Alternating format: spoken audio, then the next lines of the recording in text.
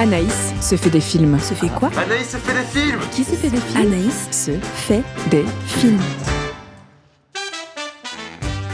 Salut tout le monde, bienvenue dans ce nouveau format de Anaïs se fait des films, un petit format qu'on sort tous les week-ends dans lequel je réponds aux questions que vous m'avez envoyées.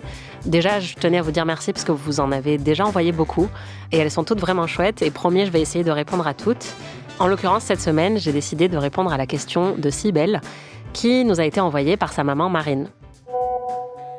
Salut Anaïs, je m'appelle Cybèle et j'ai 11 ans. Je suis hyper fan de ton podcast Ami et PIC TV. Mais je me demandais, à 11 ans, quels étaient tes films préférés ? Moi, c'est K-pop Demon Hunters et Sacré Graal. Je les adore. Bisous. Bonjour Cybèle, déjà merci beaucoup pour ta question et d'écouter les podcasts Ami et PIC TV.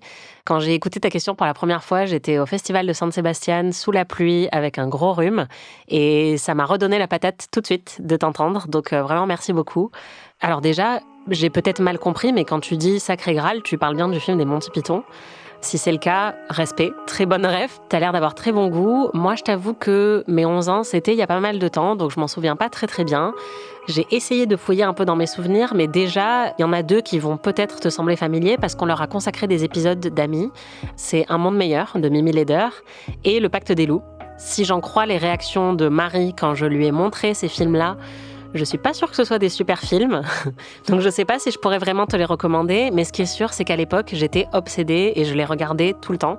J'avais la cassette d'Un monde meilleur et je me souviens même qu'il y avait un jour au collège où on pouvait ramener nos films préférés pour les montrer aux autres et j'avais ramené la cassette d'Un monde meilleur. Je sais plus si on l'a regardé ou pas au final, peut-être que même la prof a dit « ouais non, en fait, on va pas regarder ça ».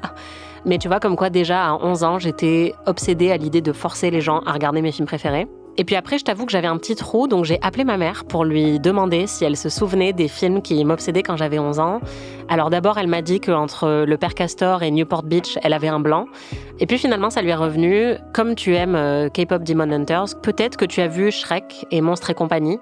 C'était les deux gros films d'animation qui sont sortis à l'époque où j'avais 11 ans. J'avais vu les deux au cinéma et c'est vrai que les deux m'avaient beaucoup plu. Monstres et compagnie, j'avais totalement oublié, mais ma mère m'a rappelé que j'étais très fan de ce film. Et puis Shrek, il se trouve que je l'ai vu pendant la fête du cinéma à Toulouse.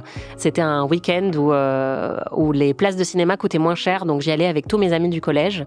Mais du coup, j'ai cherché un peu les films qui étaient sortis à cette époque-là pour trouver ceux qui m'avaient le plus plu. Et ce qui est fou, c'est que je peux déjà voir que mes goûts étaient en grande partie formés. Parce que certains de mes films préférés de l'époque, c'était Le Pacte des loups, Belphégor avec Sophie Marceau, gros banger, ou encore le premier Destination Finale, qui est un film d'horreur.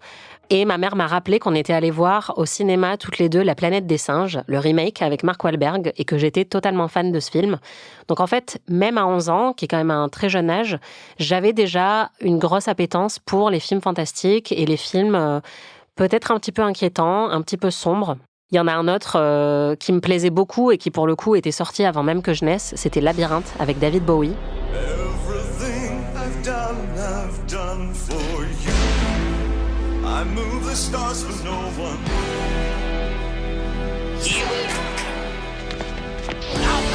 Run so long, run so far. The world of Labyrinth. Je sais pas pourquoi je suis tombée sur ce film, mais je l'ai adoré. C'est l'histoire d'une jeune fille qui est jouée par Jennifer Connelly, dont le petit frère, il me semble, est kidnappé par des monstres, et notamment David Bowie, qui est un personnage un peu étrange dans un labyrinthe, donc un monde fantastique. Je sais pas si c'est à 100% ça le pitch, mais il me semble que c'est ça. Et il se trouve que moi, j'ai un petit frère et qu'à l'époque, l'idée que mon petit frère puisse être kidnappé et que je doive me rendre dans un univers fantastique pour le retrouver et le sauver, je pense que ça a dû me parler. Et donc, j'avais la cassette de ce film et je la trimballais partout avec moi. Quand mes parents allaient déjeuner chez des amis et que je m'ennuyais parce qu'ils avaient des conversations d'adultes, en fait, j'y allais avec la cassette de Labyrinthe et je le regardais en boucle pendant tout l'après-midi jusqu'à ce qu'on puisse rentrer à la maison. Et je crois que c'est peut-être une grosse différence avec toi, c'est que moi, j'avais pas Netflix à l'époque où j'avais 11 ans. Et donc, ma manière de découvrir les films était peut-être différente. Alors, je suis sûre que tu vas au cinéma avec tes parents aussi, que tu vois peut-être parfois des films en rediffusion à la télé. Mais moi, j'avais 2 gros moyens de découverte des films à l'époque, en plus du cinéma où j'allais très souvent avec ma mère. C'était les vidéoclubs, dans lesquels j'empruntais des cassettes et des DVD. Et donc, je demandais souvent à l'employé du vidéoclub de me faire des recommandations en lui disant « j'ai aimé ça, qu'est-ce que je peux louer cette semaine ?» Donc, c'était un peu l'ancêtre de Netflix, mais c'était un vrai monsieur qui venait me conseiller par rapport à mes goûts. En plus de ça, j'écumais toutes les cassettes qu'il y avait dans la bibliothèque de mes parents, ce qui fait que j'ai regardé Les Oiseaux de Alfred Hitchcock beaucoup trop jeune parce qu'un après-midi, je m'ennuyais et j'avais que ça à disposition. Je pense que c'est peut-être comme ça que je suis tombée sur la cassette de Labyrinthe. Et puis, sinon, je tombais sur des films qui étaient rediffusés à la télé et j'avais des énormes coups de cœur sur ces films-là. Il y en a un en particulier qui m'a marqué, c'est L'Envolée sauvage. Je crois que j'étais un petit peu plus jeune que 11 ans quand je l'ai vu pour la première fois. C'est un film avec Anna Paquin et Jeff Daniels et c'est sur une petite fille qui perd sa mère et qui doit retourner vivre chez son père qu'elle connaît pas très bien. Et elle trouve toute une famille d'oies, des oisons, qui ont perdu leur mère, il me semble, eux aussi. Et donc, elle va les prendre sous son aile, métaphoriquement, mais aussi de manière très concrète, c'est-à-dire qu'elle va se fabriquer une espèce de planeur pour pouvoir leur apprendre à s'envoler, puisque comme ils sont tout bébés, ils ne savent pas encore voler. Et donc, elle va créer un lien très fort avec ces oies qui, comme elle, ont perdu leur repère et ont perdu leurs parents. C'est peut-être un peu naïf, mais j'avais adoré ce film. Et je pense qu'à l'époque, nos films préférés, ils étaient vraiment déterminés par le hasard de ce qui passait à la télé au moment où elle était allumée. On n'avait pas d'outils de recherche aussi sophistiqués que les plateformes de streaming. Et donc ça m'a beaucoup marqué. Parmi mes autres coups de cœur de l'époque, il faut quand même que je mentionne Moulin Rouge de Baz Luhrmann. Je pense que c'était peut-être une de mes premières comédies musicales. En tout cas, c'est une de mes préférées. Silly. Think you would fall in love with someone like me. I can't fall in love with anyone and make men believe what they want to believe. Never knew I could feel like this. I believe in truth, freedom, and above all things, love. Like I've never seen the sky. You're gonna be bad for business, I can tell. Et moi, j'étais assez émerveillée par l'univers de Moulin Rouge, même si c'est un univers assez sombre. Je trouvais les costumes magnifiques, je trouvais Nicole Kidman et Ewan McGregor magnifiques aussi. Et en fait, il s'agit d'un jukebox musical, donc c'est une comédie musicale qui n'utilise que des chansons qui existent déjà et donc qui passaient à la radio à l'époque.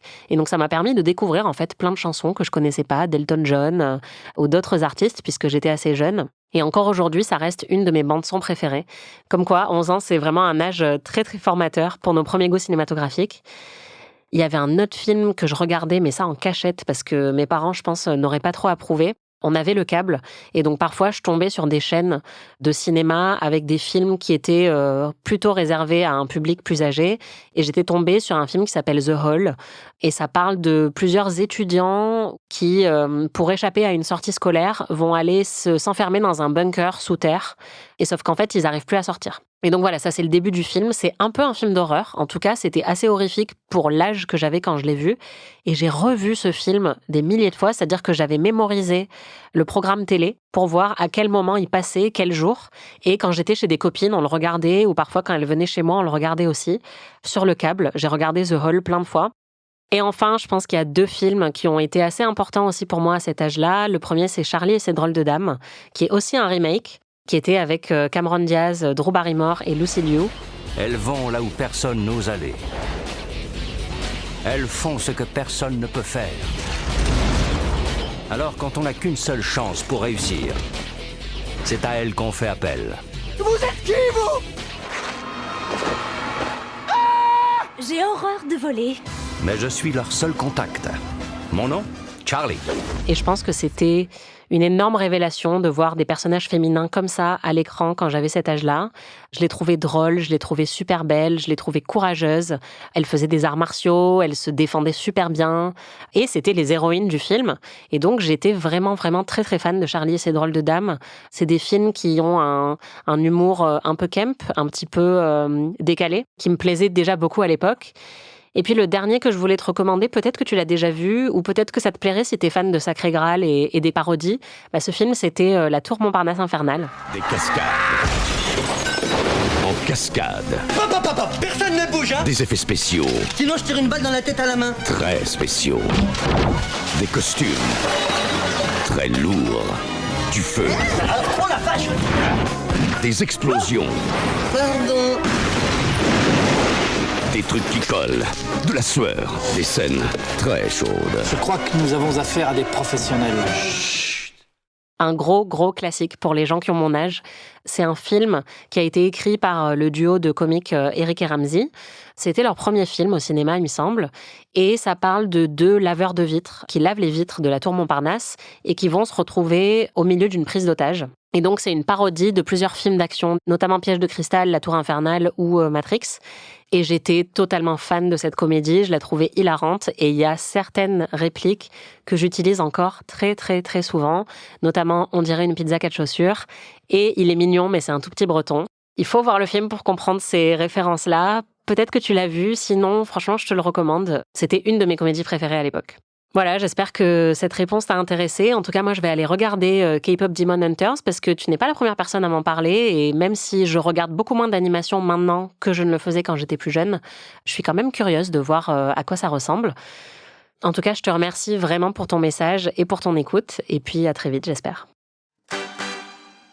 On avait fini d'enregistrer, mais j'ai rallumé mon téléphone portable et j'ai reçu un nouveau texto de ma mère qui m'a dit que parmi mes films préférés de l'époque, il y avait aussi Le Seigneur des Anneaux, que elle n'avait pas aimé du tout, ce qui fera rire beaucoup de fans d'Ami, puisqu'on a quand même fait une saison entière sur Le Seigneur des Anneaux, et je ne suis pas aussi fan que plein de gens le sont de cette saga, même si je me souviens effectivement qu'à l'époque, c'était un événement, j'allais au cinéma et je me prenais même des petits sandwichs à manger en scred parce que les films étaient très longs, mais c'est vrai que j'avais beaucoup aimé Le Seigneur des Anneaux, même si je n'en avais pas gardé beaucoup de souvenirs par la suite, de toute évidence. Merci tout le monde d'avoir écouté cet épisode. Si vous voulez me poser votre question par message vocal, il suffit de me l'envoyer à l'adresse mail podcast@slate.fr. Si vous êtes timide de la voix, vous pouvez aussi envoyer une question par texte, mais le message vocal, c'est quand même mieux parce que moi, je suis toujours contente d'entendre votre voix. Salut! Anaïs se fait des films est un podcast d'Anaïs Bordage, c'est moi, produit par Slate Podcast. Production éditoriale, montage et réalisation Aurélie Rodriguez.